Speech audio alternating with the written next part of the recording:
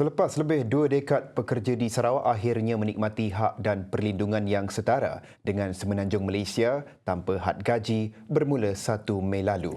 Namun, persoalan utama yang terus diperhati ialah sejauh mana manfaat pindaan ini dapat dinikmati secara menyeluruh serta adakah matlamat perlindungan sosial pekerja benar-benar mencapai sasarannya. Ikuti laporan Atikah Norman menilai keberkesanan pelaksanaan Ordinan Buruh Sarawak SLO 2025. Pengerusi Kongres Kesatuan Sekerja Malaysia MTUC bahagian Sarawak, Zaidi Nasser berkata pindaan Ordinan Buruh 2025 menjadi langkah penting yang meletakkan hak pekerja sebagai teras pembangunan ekonomi. Zaidi menambah kesannya semakin jelas, bukan sahaja meningkatkan kesejahteraan pekerja tetapi turut menyumbang kepada pertumbuhan produktiviti negara. Bila kita bercakap pasal produktiviti itu sendiri kan,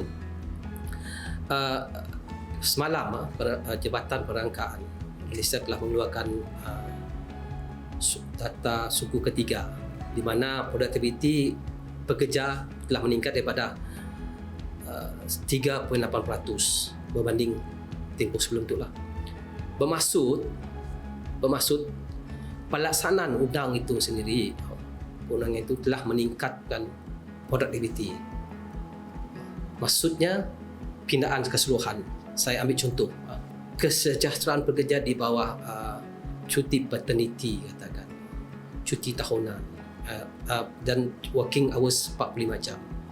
Ini semua sudut-sudut yang membawa kesejahteraan kepada pekerja. Dan antara pindaan utama termasuk cuti bersalin 98 hari, cuti paternity 7 hari, pengurangan waktu kerja mingguan kepada 45 jam serta peruntukan baharu berkaitan gangguan seksual, diskriminasi dan permohonan waktu kerja fleksibel.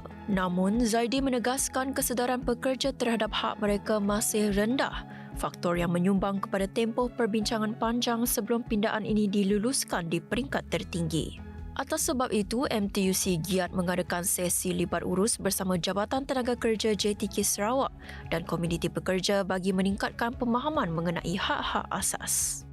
Jadi kita ada membuat cadangan supaya benda ini diberi satu atau ruang sebelum ambil katakan SPM, pelajar-pelajar SPM ataupun pelajar yang lepasan universiti.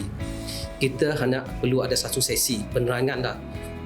Bukan bermaksud pembelajaran, tapi sesi penerangan. Kita boleh dilaksanakan semasa program PLKN katakan. Ada satu sesi lah. Supaya bila mereka masuk ke alam pekerjaan, mereka telah tahu basic kepada hak-hak mereka. Itu penting. Supaya kita seiring, seperti mana saya kata, seiring dengan kemajuan negeri Sarawak itu sendiri dan Malaysia khususnya. Beliau turut menyarankan agar kerajaan pada masa hadapan mempertimbangkan waktu kerja 40 jam seminggu selaras amalan negara maju. Jadi move forward kita kena melihat kepada sudut yang baru. Maksudnya apa yang ada itu, perlindungan yang terbaik yang ada pada itu seharusnya dinikmati oleh pekerja-pekerja di Sarawak khususnya. Kita kena dedahkan. Kita simuk lagi ke belakang, kita nak ke hadapan. Seperti perancangan kita 2030, Sarawak adalah negeri berpendapatan tinggi. Selari dengan pendedahan undang-undang, perlindungan kita pun ditingkatkanlah hak-hak pekerja kita. Selepas lebih 2 dekad, Ordinan Buruh Sarawak kini menjadi pemangkin kepada reformasi tenaga kerja.